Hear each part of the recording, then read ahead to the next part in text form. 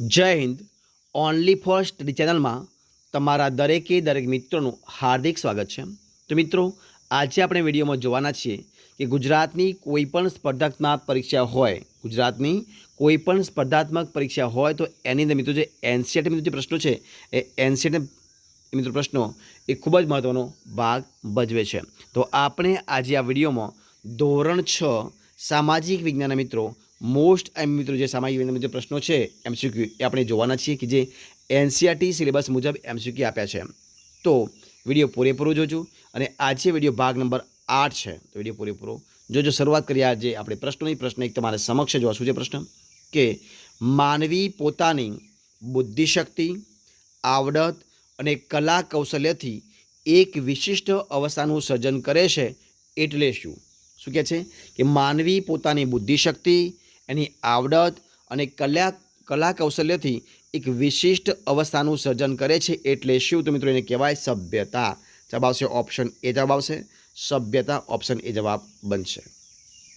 પ્રશ્ન આપણે આગળ જોઈએ કે હડપ્પીય સભ્યતામાં કેટલા રાજમાર્ગો હતા? તો હડપ્પીય સભ્યતામાં ટોટલ 2 રાજમાર્ગો હતા.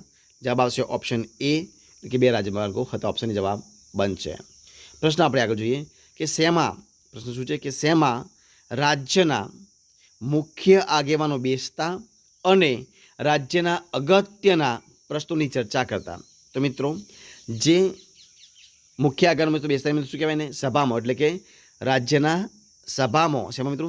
સભામાં રાજ્યના મુખ્ય આગેવાનો બેસતા અને રાજ્યના અગત્યના પ્રશ્નોની ચર્ચા કરતા. જવાબ આવશે ઓપ્શન બી, સભામાં બેસતા. ઓપ્શન બી જવાબ બનશે સભા. પ્રશ્ન આપણે આગળ જોઈએ કે હડપ્પીય સભ્યતામાં, શેમાં મિત્રો? હડપ્પીય સભ્યતામાં જે મકાનો છે એ મકાનો ઊંચા ઓટલા ઉપર બાંધવાની મુખ્ય બાબત શું હતી? તો હડપ્પીય સભ્યતામાં મકાનો ઊંચા ઓટલા પર બાંધવાની મુખ્ય બાબત હતી બી અને ડી બંને. મતલબ કે જવાબ આવશે ઓપ્શન એ, એટલે કે બી એટલે કે મકાનોને ભેજથી બચાવવા માટે અને ડી એટલે કે મકાનોને પૂરથી બચાવવા માટે. હડપ્પીય સભ્યતામાં મકાનો ઊંચા ઓટલા પર બાંધવાની વિશેષતા શું હતી? કે મકાનોને ભેજથી બચાવવા માટે અને જે જ્યારે પૂર આવે તો પૂરથી બચાવવા માટે ઊંચા ઓટલા પર બાંધવામાં. જવાબ આવશે ઓપ્શન બી અને ડી. બરોબર છે. જોઈએ પ્રશ્ન આપણે આગળ. સૌથી પ્રાચીનતમ ગ્રંથ કયો છે? સૌથી પ્રાચીનતમ ગ્રંથ કયો છે મિત્રો? જવાબ ઓપ્શન ડી ઋગ્વેદ. કયો આવશે? ઓપ્શન ડી જવાબ આવશે ઋગ્વેદ છે. જોઈએ પ્રશ્ન આપણે આગળ કે ઋગ્વેદ કઈ ભાષામાં લખાયેલો ગ્રંથ છે? તો મિત્રો જે ઋગ્વેદ છે, ઋગ્વેદ એ અને સી બંને ભાષામાં. એ મતલબ કે વૈદિક સંસ્કૃતમાં લખાયેલો છે અને પ્રાચીન સંસ્કૃતમાં પણ લખાયેલો. જવાબ આવશે ઓપ્શન બી. શું આવશે? બી અને સી બંને. પ્રશ્ન આપણે આગળ જોઈએ કે ધોળાવીરા કયો? ધોળાવીરા કચ્છ જિલ્લાના કયા તાલુકામાં આવેલું સ્થળ છે? તો ભચાઉ. જે ધોળાવીરા છે મિત્રો, એ ધોળાવીરા કચ્છ જિલ્લાના ભચાઉ તાલુકામાં આવેલું એક સ્થળ છે. જવાબ આવશે ઓપ્શન સી ભચાઉ. પ્રશ્ન જોઈએ આપણે આગળ કે નીચેનામાંથી કયો વેદ છે? તો મિત્રો નીચે આપ્યા છે મને વેદ કયો છે? મિત્રો જે ઉપરોક્ત તમામ એટલે કે ઓપ્શન સી જવાબ આવશે.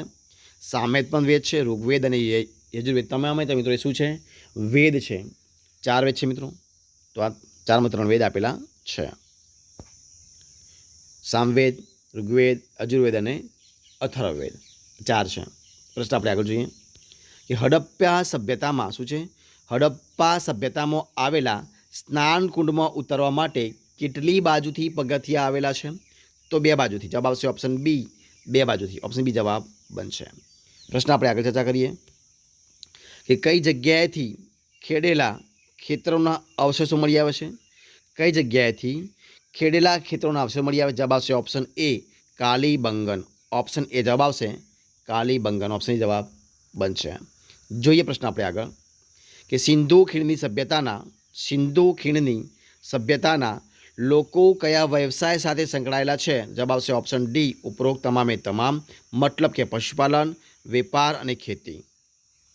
જોઈએ પ્રશ્ન આપણે આગળ કે રાજાની ચૂંટણી શેમાં કરવામાં આવતી હતી? તો જવાબ આવશે ઓપ્શન સી સમિતિમાં.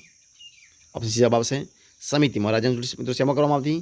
તો રાજાની ચૂંટણી સમિતિમાં કરવામાં આવતી. જવાબ આવશે ઓપ્શન સી સમિતિમાં. પ્રશ્ન જોઈએ આપણે આગળ.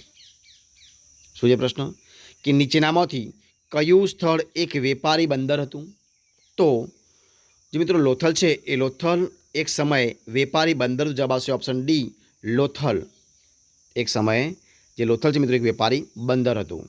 પ્રશ્ન જોઈએ આપણે આગળ કે સાંજની દેવી તરીકે કોને ઓળખવામાં આવે છે? તો સાંજની દેવી તરીકે મિત્રો જે અદિતિ છે એ અદિતિને ઓળખવામાં આવે. જવાબ આવશે ઓપ્શન ડી અદિતિને ઓળખવામાં આવે છે. ઓપ્શન ડી જવાબ બનશે. પ્રશ્ન આપણે આગળ જોઈએ કે વેદો કેટલા છે? તો મિત્રો વેદો 4 છે. કેટલા છે? જવાબ આવશે ઓપ્શન ડી વેદો 4 છે. મિત્રો કયા કયા? ઋગ્વેદ, સામવેદ, યજુર્વેદ અને અથર્વવેદ 4 વેદો છે. જવાબ આવશે ઓપ્શન ડી. પ્રશ્ન આપણે આગળ જોઈએ ઇન્દ્ર